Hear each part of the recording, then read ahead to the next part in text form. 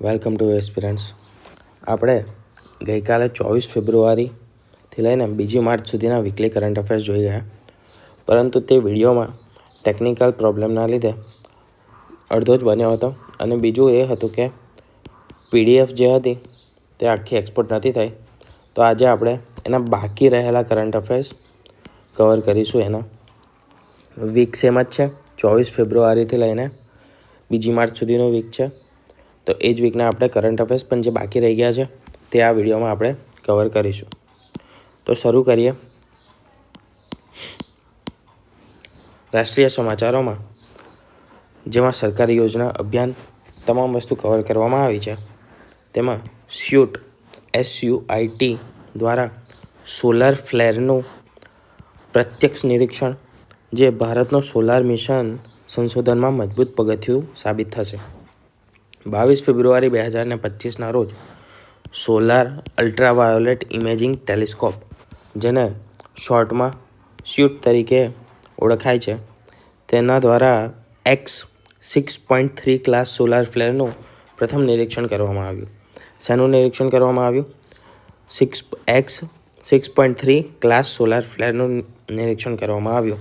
શેના દ્વારા? Solar ultraviolet imaging telescope દ્વારા. સંપૂર્ણ સૂર્ય ડિસ્કનું નિયર અલ્ટ્રાવાયોલેટ વેવલેન્થ છે તેની 200થી લઈને 400 સુધી. તેનું પ્રમિતિવન થયું છે. વેવલેન્થ તમારે યાદ રાખવાની છે, 200થી લઈને 400. શેનું? તો કે નિયર અલ્ટ્રાવાયોલેટ રેઝનું એની વેવલેન્થ છે. સૌર ઉર્જાના વિસ્ફોટ તથા સૂર્યના વિવિધ સ્તરો વચ્ચે ઉર્જા પરિવહનની પ્રક્રિયાઓ વિશેની જાણકારી મળશે. આ વસ્તુ કરવાથી શું થશે? તો આનાથી જે સૂર્યના વિસ્ફોટ થાય છે સૂર્યમાં, તેના વિશે અને સૂર્યના વિવિધ સ્તરો વચ્ચે જે ઉર્જા પરિવહનની પ્રક્રિયાઓ થાય છે તેના વિશેની જાણકારી આપણને પ્રાપ્ત થશે. સ્પેસ વેધર ફોરકાસ્ટિંગ માટે સુધારો થશે અને ઇસરોના આદિત્ય L1 મિશન માટેનો મહત્વપૂર્ણ ડેટા જે છે તે પણ ઉપલબ્ધ થશે. એના જીકે જોઈએ તો સ્યુટ, જે આપણે ફૂલ ફોર્મ જોયું તેનું સોલાર અલ્ટ્રાવાયોલેટ ઇમેજિંગ ટેલિસ્કોપ, એ આદિત્ય L1 મિશનનો ભાગ છે. ઇસરોનું જે આદિત્ય L1 મિશન છે તેનો એક ભાગ છે. આદિત્ય L1 મિશન એ 2023માં લોન્ચ થયું હતું. આગળ વધીએ. ભારત યુરોપિયન વેપાર ટેકનોલોજી કાઉન્સિલ ટ્રેડ કાઉન્સિલની બેઠક મળી છે. 28 ફેબ્રુઆરી 2025ના રોજ ભારત યુરોપિયન યુનિયન TCC એટલે કે યુરોપિયન યુનિયન ટ્રેડ કાઉન્સિલની બીજી મંત્રાલયીય બેઠક મળી છે. TCC એ વેપાર, ટેકનોલોજી અને સુરક્ષાના પડકારોનો ઉકેલ લાવવા માટેનું એક પ્લેટફોર્મ છે. યુરોપિયન યુનિયન અને ભારત વચ્ચે એક પ્લેટફોર્મ બનાવવામાં આવ્યું છે જેનું નામ છે TCC. તે શું કરે છે? તો કે વેપાર એટલે કે ટ્રેડ, ટેકનોલોજી અને સુરક્ષા એટલે કે સિક્યોરિટી, તેના જે પણ પડકારો છે તેનો ઉકેલ લાવવા માટેનું એક પ્લેટફોર્મ બનાવવામાં આવ્યું છે. ભારત અને EU એટલે કે યુરોપિયન યુનિયન વચ્ચે ટેકનોલોજી આધારિત વ્યાપારિક સંબંધોને મજબૂત બનાવશે. તો આજે TCC છે તેની બીજી બેઠકનું આયોજન કરવામાં આવ્યું. ક્યારે કરવામાં આવ્યું? 28 ફેબ્રુઆરી 2025ના રોજ. TCC શું છે? તો કે વેપાર, ટેકનોલોજી અને સુરક્ષાના પડકારોને ઉકેલવા માટેનું એક પ્લેટફોર્મ છે. TCCની સ્થાપના થઈ હતી 2022માં અને EU એ ભારતનો સૌથી મોટો ભાગીદાર છે, વેપારી ભાગીદાર છે. તો એ છે યુરોપિયન યુનિયન. દાવોસમાં 2025નું વૈશ્વિક આર્થિક મંચ એટલે કે ગ્લોબલ ઇકોનોમિક ફોરમ યોજાયું. ક્યારે યોજાયું? તો 25 ફેબ્રુઆરીથી લઈને 1 માર્ચ 2025 દરમિયાન દાવોસ, જે સ્વિટ્ઝરલેન્ડમાં આવેલું છે, ત્યાં આગળ વૈશ્વિક આર્થિક મંચ એટલે કે ગ્લોબલ ઇકોનોમિક ફોરમ, બરાબર, અથવા તો વર્લ્ડ ઇકોનોમિક ફોરમ જે કહે, તેનું આયોજન કરવામાં આવ્યું 25 ફેબ્રુઆરીથી 1 માર્ચ 2025 દરમિયાન. તેમાં મુખ્ય ચર્ચાના વિષય હતા કે આર્થિક પુનર્વાસ. કોવિડ બાદ વૈશ્વિક અર્થતંત્રને મજબૂત બનાવવા માટે કઈ વ્યૂહરચના અપનાવી, તેમજ જળવાયુ પરિવર્તન એટલે કે 2025 સુધીમાં નેટ ઝીરો ઉત્સર્જન હાંસલ કરવા માટેની નીતિઓ બનાવવી. એઆઈ અને ઓટોમેશન દ્વારા રોજગાર પર જે પ્રભાવ થવાનો છે તેના વિશે ચર્ચા કરવી. ભારતે પ્રસ્તુત કરેલું વલણ. ભારતે એક વલણ પ્રસ્તુત કર્યું. આમાં તે હતું રિન્યુએબલ એનર્જી અને ડિજિટલ ઇન્ફ્રાસ્ટ્રક્ચર ક્ષેત્રે ભારતની સફળતાઓને રજૂ કરવામાં આવી. ભારતે જે રિન્યુએબલ એનર્જી ક્ષેત્રમાં અને ડિજિટલ ઇન્ફ્રાસ્ટ્રક્ચરના વિકાસના ક્ષેત્રમાં જે પણ સફળતાઓ મેળવી છે તેને અહીંયા રજૂ કરવામાં આવી. તમારે મુખ્ય વસ્તુ યાદ રાખવાની છે કે global economic forum, world economic forum યોજાય. ક્યારે યોજાય? તો 25 ફેબ્રુઆરીથી 1 માર્ચ દરમિયાન યોજાય.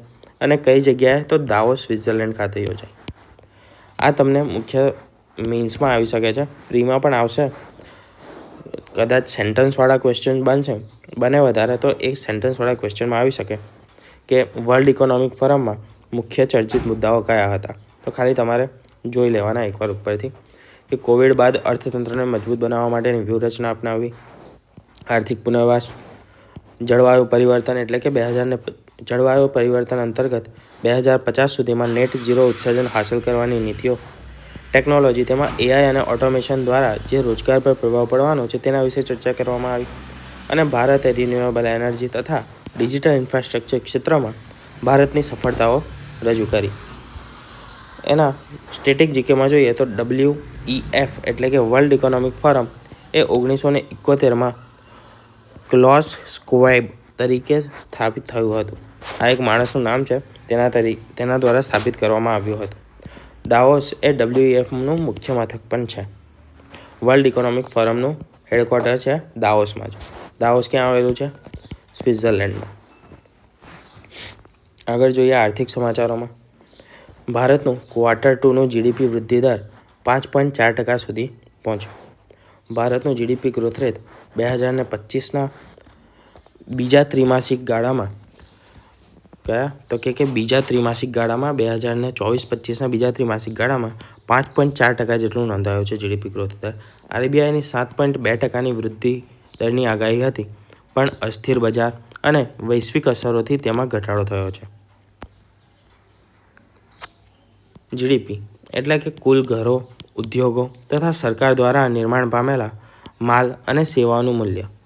ભારતીય અર્થતંત્ર માટે બિમલ જાલાન કમિટી એ મહત્વપૂર્ણ છે. બિમલ જાલાન કમિટી શેનો રિપોર્ટ આપ્યો હતો તે તમે કમેન્ટમાં જણાવજો કે શેના માટે બિમલ જાલાન કમિટી બનાવવામાં આવી હતી. ભારતનો જીડીપી વૃદ્ધિ દર સુધરીને 7.2% થયો. આંકડાશાસ્ત્ર અને કાર્યક્રમ અમલ મંત્રાલય એટલે કે MOSPI મંત્રાલય અનુસાર ફાઇનાન્શિયલ યર 2024-25ના ત્રીજા ત્રિમાસિક ગાળામાં જીડીપી વૃદ્ધિ દર 7.2% નોંધાયો. ઉદ્યોગ ધંધાઓમાં વૃદ્ધિ અને સેવા ક્ષેત્રમાં ઉત્ક્રાંતિ, વધેલા R&D રોકાણ અને ઇન્ફ્રાસ્ટ્રક્ચરનો વિકાસ તથા ભારતીય રોકાણ અને નીતિમત્તાઓનો હકારાત્મક સંકેત. જીડીપી એટલે કે total market value of all finished good and service products within a country. GDP એટલે ગ્રોસ ડોમેસ્ટિક પ્રોડક્ટ, બરાબર, सकल ઘરેલું ઉત્પાદ. ચોક્કસ નક્કી કરેલા સમયમાં દેશ કે રાજ્યએ કરેલું ઉત્પાદન, જેમાં ઉત્પાદન અને સેવા તેના મૂલ્યને શું કહેવાય છે? જીડીપી કહેવાય છે, બરાબર. એક વર્ષમાં, જેમ કે એક વર્ષનો સમય નક્કી કરેલો છે 2024થી લઈને 2025નો, તો આ એક વર્ષના સમયમાં ભારત દેશે ઉત્પાદિત કરેલ સામાન અને સેવાઓ, આ બંનેના ઉત્પાદનનો કુલ જેટલો પણ જેટલું પણ ઉત્પાદન થયું તેનું કુલ મૂલ્ય જેટલું થયું તેને આપણે જીડીપી તરીકે ઓળખીએ છીએ. બરાબર, આ થઈ ગયું જીડીપીની તમારી ડેફિનેશન. ઇસરોએ રીયુઝેબલ લોન્ચ વ્હીકલનું સફળતાપૂર્વક પરીક્ષણ કર્યું છે. રીયુઝેબલ લોન્ચ વ્હીકલ એટલે કે RLV, જેના તરીકે આપણે શોર્ટ ફોર્મમાં RLV તરીકે ઓળખીએ છીએ. 28 ફેબ્રુઆરી 2025ના રોજ ઇસરોએ રીયુઝેબલ લોન્ચ વ્હીકલનું સફળ પરીક્ષણ કર્યું. લો કોસ્ટ સ્પેસ મિશન માટે એક મહત્વપૂર્ણ તકનીક છે. ફ્યુચર સ્પેસએક્સની તકનીકો સાથે ભારતની સ્પર્ધા અને આગામી આયોજન માટે વધુ પરીક્ષણો અને તેનું સૌર ઉપગ્રહમાં પ્રવેશ માટે પણ તેનો ઉપયોગ કરવામાં આવશે.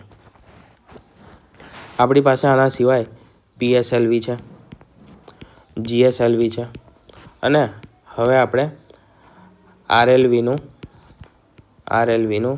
કર્યું છે પરીક્ષણ. આ છે રીયુઝેબલ, બરાબર, એટલે કે આપણે આને બીજી વાર યુઝ કરી શકીશું. PSLV અને GSLV આપણે માત્ર વન ટાઈમ યુઝ છે કે એકવાર યુઝ કર્યા પછી તેને ફરી આપણે પાછું લાવીને યુઝ કરી શકતા નથી.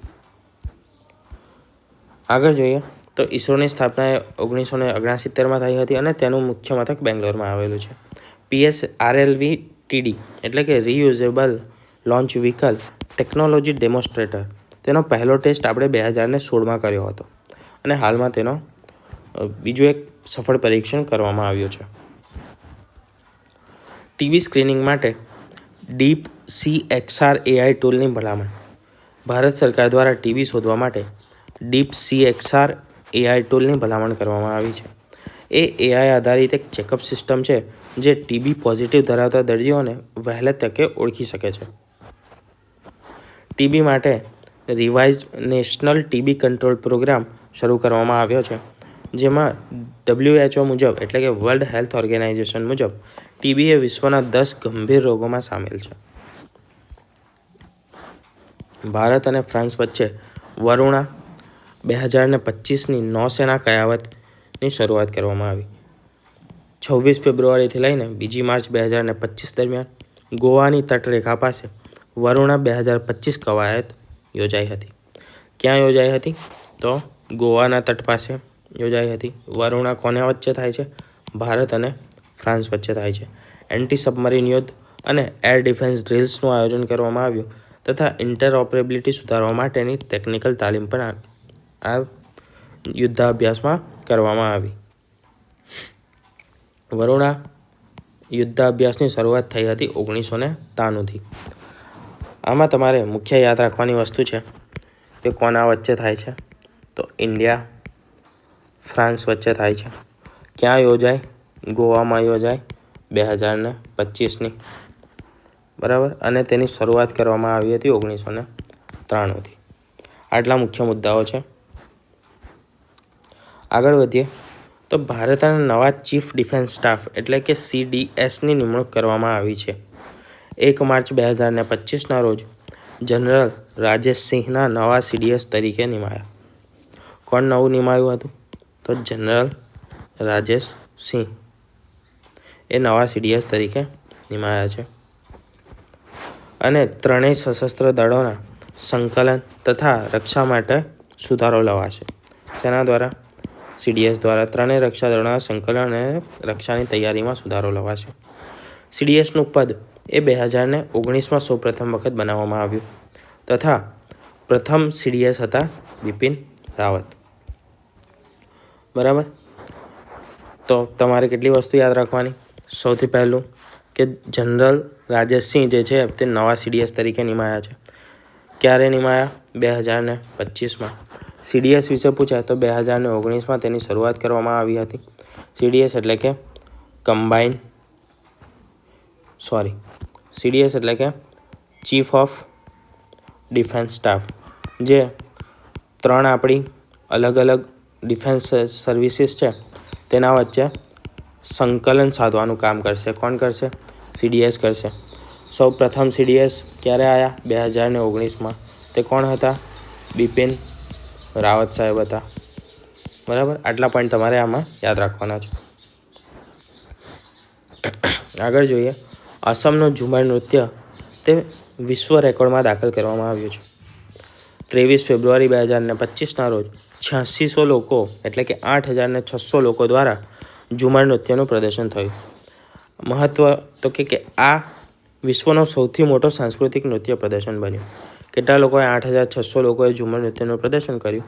તે વિશ્વનું સૌથી મોટો સાંસ્કૃતિક નૃત્ય પ્રદર્શન બન્યું. કયું નૃત્ય? ઝુમર. કયા સ્ટેટનું છે? આસામ સ્ટેટનું છે, આસામ રાજ્યનું છે. ઝુમર નૃત્ય આસામ અને પશ્ચિમ બંગાળના જે ચાના કામદારો છે તેમના સાથે સંકળાયેલું છે. ભારતે national clean air programme NCAP national clean air programme 2.0 એટલે કે તેનું બીજું સંસ્કરણ લોન્ચ કરવામાં આવ્યું છે. 1 માર્ચ 2025ના રોજ ministry of environment, forest and climate change દ્વારા NCAP 2.0 લોન્ચ કરવામાં આવ્યું. તે PM 2.0 PM10ના સ્તરને 2030 સુધીમાં 30% સુધી ઘટાડવાની લક્ષ્ય નિર્ધારિત કર્યું છે તથા 122 શહેરોમાં અલગ અલગ નીતિઓ વિકસાવી છે. આ પ્રોગ્રામ શું કરશે? તો PM 2.5 અને PM10 તેને 2030 સુધીમાં એમાં 30%નો ઘટાડો કરશે. આ લક્ષ્ય છે કોનો? તો કે નેશનલ ક્લીન એર પ્રોગ્રામનો. કયા મિનિસ્ટ્રી અંતર્ગત આવે છે? તો environment, forest and climate change અંતર્ગત આવે છે. PM 2.5 અને PM10 શું છે?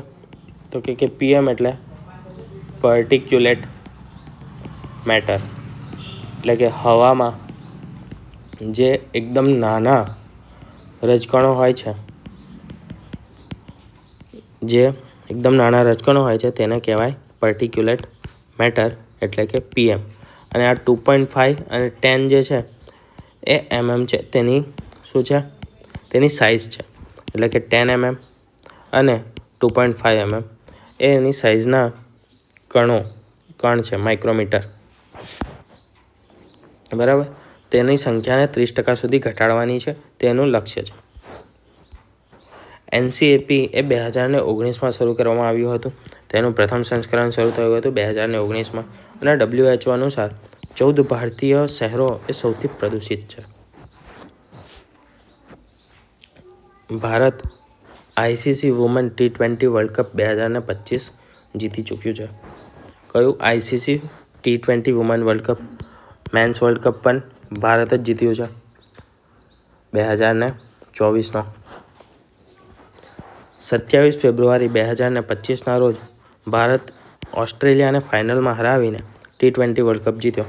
સ્મૃતિ મંધાનાએ 85 રન બનાવ્યા અને મેન ઓફ ધ મેચ બન્યા તથા પૂનમ યાદવે સર્વશ્રેષ્ઠ બોલિંગ સાથે પ્લેયર ઓફ ધ ટુર્નામેન્ટ બન્યા હતા. 2025નો T20 વર્લ્ડ કપ ઇન્ડિયા અને વુમન્સ ટીમે જીતી લીધો છે. અને ICC વુમન્સ T20 વર્લ્ડ કપની વાત કરીએ તો તેની શરૂઆત કરવામાં આવી હતી 2009થી. આગળ જોઈએ. ભારત ઇંગ્લેન્ડ ટેસ્ટ સિરીઝ 3-1થી વિજેતા બન્યું છે. આટલો મહત્વનો કરંટ અફેર્સ નથી પણ કદાચ સ્પોર્ટ્સમાં કોઈ વાર પૂછાઈ ગઈ. 26 ફેબ્રુઆરી 25ના રોજ ભારત અને ઇંગ્લેન્ડની ટેસ્ટ સિરીઝ પૂરી થઈ. ભારતની જીત એ ICC રેન્કિંગમાં ભારત આગળ વધ્યું તેનાથી. વિરાટ કોહલી ટોપ ICC રેન્કિંગમાં 5ના ખેલાડીઓમાં સ્થાન પામે છે. BCCI જે board of control for cricket in India જે 2028માં રચાયું હતું. નાસિક કુંભ મેળા 2027 સુધી હાઈટેક બનાવવાની જાહેરાત કરવામાં આવી છે. હાલમાં 2025માં કુંભ મેળો ભરાયો. ક્યાં ભરાયો? પ્રયાગરાજમાં ભરાયો. 2027માં આવશે. તે ક્યાં આવશે? નાસિકમાં આવશે.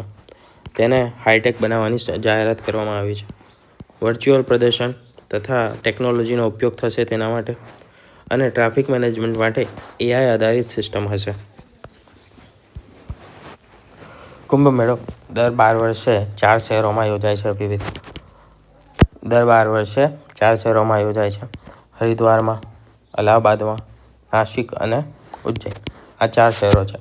અલ્હાબાદ એટલે જ પ્રયાગરાજ. હવે આગળ વધીએ તો રિપોર્ટ્સ અને ઇન્ડેક્સ, જે મહત્વપૂર્ણ રિપોર્ટ્સ કે પછી ઇન્ડેક્સ આવ્યા હોય તેની ન્યૂઝ જોઈએ. તો 2025ના GII ઇન્ડેક્સ એટલે કે ગ્લોબલ ઇનોવેશન ઇન્ડેક્સમાં ભારતનો ક્રમ 58મો છે. રિપોર્ટ યાદ રાખજો, ભારતનો રેન્ક કયો છે તે યાદ રાખવાનો.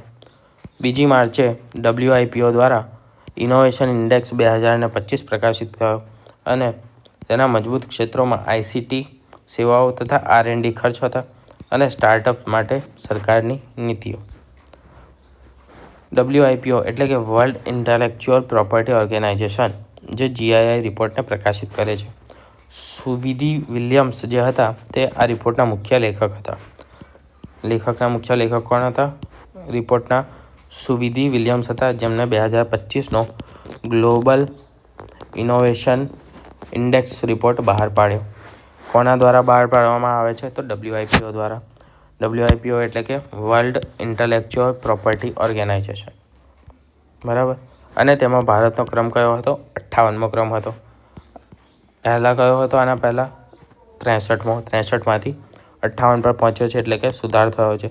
સુધાર કોના લીધે થયો છે? તો ICT સેવાઓના લીધે અને તેના પર કરવામાં આવેલા R&Dના ખર્ચના કારણે, તેમજ સ્ટાર્ટઅપ્સ માટે જે પણ સરકારે નીતિઓ બનાવી તેના લીધે સુધાર થયો છે. આગળ જોઈએ, નવા મુખ્ય ન્યાયાધીશ એટલે કે સુપ્રીમ કોર્ટના નવા મુખ્ય ન્યાયાધીશની નિમણૂક કરવામાં આવી છે. અને મુખ્ય ન્યાયાધીશ તરીકે અરવિંદ કુમાર એ ભારતના 50મા CJI એટલે કે ચીફ જસ્ટિસ ઓફ ઇન્ડિયા બન્યા છે. કયા ક્રમના બન્યા છે? 50મા. આના પહેલાં કોનું ચાલતું હતું? 49મા. કોણ હતા તે કમેન્ટમાં જણાવજો. કર્ણાટક હાઈકોર્ટના મુખ્ય જસ્ટિસ હતા અગાઉ. કોણ? અરવિંદ કુમાર. તેમનો ટેન્યોર 2027 સુધી ચાલશે. 2027 સુધી રહેશે અરવિંદ કુમાર, ભારતના CJI રહેશે. આમાં તમારે ખાલી મેઇન નામ જ યાદ રાખવાનું છે કરંટ અફેર્સમાં, પરંતુ આનો સ્ટેટિક પાર્ટ થોડો વધારે છે. આપણે સ્ટેટિક પાર્ટ જોઈએ તો મુખ્ય ન્યાયાધીશ એટલે કે CJI ચીફ જસ્ટિસ ઓફ ઇન્ડિયાની નિમણૂક કઈ રીતે થાય છે તે જોઈએ. તો ભારતના મુખ્ય ન્યાયાધીશની નિમણૂક ભારતના રાષ્ટ્રપતિ કરે છે. ભારતના સર્વોચ્ચ ન્યાયાલય એટલે કે સુપ્રીમ કોર્ટના સૌથી વરિષ્ઠ ન્યાયાધીશને સામાન્ય રીતે CJI તરીકે નિમણૂક કરવામાં આવે છે. આવું કંઈ મેન્શન નથી, પરંતુ એક પ્રથા ચાલતી આવી છે કે જે સૌથી વરિષ્ઠ હશે તે જ ભારતના CJI બનશે. સંવિધાનનો કલમ 124(2)માં CJIની નિમણૂક માટે ઉપબંધ કરેલો છે. સંવિધાન એટલે કે બંધારણની કલમ 124(2) અંતર્ગત આપણે મુખ્ય ન્યાયાધીશ, સુપ્રીમ કોર્ટના મુખ્ય ન્યાયાધીશની નિમણૂક થાય છે. પદની અવધિ એટલે કે ટાઈમ ઓફ ઓફિસ, તેમનો ટેન્યોર કેટલો હશે? તો CJI 65 વર્ષની વય સુધી પદ પર રહી શકે છે. CJI પોતાના પદ પરથી રાષ્ટ્રપતિ સમક્ષ રાજીનામું આપે અથવા તો સંસદ દ્વારા મહાભિયોગ એટલે કે ઇમ્પીચમેન્ટ. ઇમ્પીચમેન્ટ કોના માટે આવે છે? રાષ્ટ્રપતિ માટે. એમના જેવી જ પ્રોસેસ છે CJI માટે પણ. તો સંસદ એ મહાભિયોગની પ્રક્રિયા દ્વારા પણ તેમને પદ પરથી હટાવી શકે છે. મહાભિયોગ એટલે કે ઇમ્પીચમેન્ટ પ્રક્રિયા શું છે? તો CJI અથવા તો કોઈ પણ સર્વોચ્ચ ન્યાયાલયના ન્યાયાધીશને સંસદ દ્વારા હટાવી શકાય છે ઇમ્પીચમેન્ટ દ્વારા.